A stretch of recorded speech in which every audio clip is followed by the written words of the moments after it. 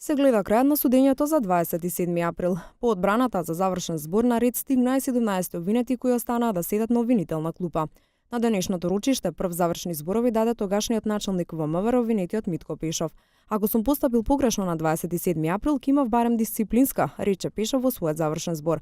Тој образложи дека наредби за целосна мобилизација на полициските сили не можел да дава, туку само можел да добијат предпоставените, носителите на златната и сребрената команди, тогашниот заменик министер за внатрешни работи Агим Нухију.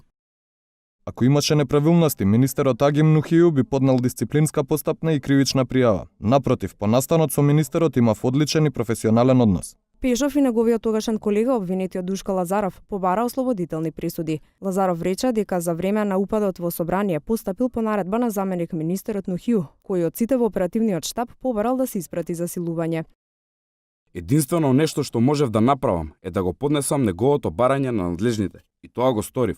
А ако сгрешив на 27 април, тоа е што само јас не се појавив во оперативниот штаб, а ги немаше оние кои имаа овластување да издаваат наредби.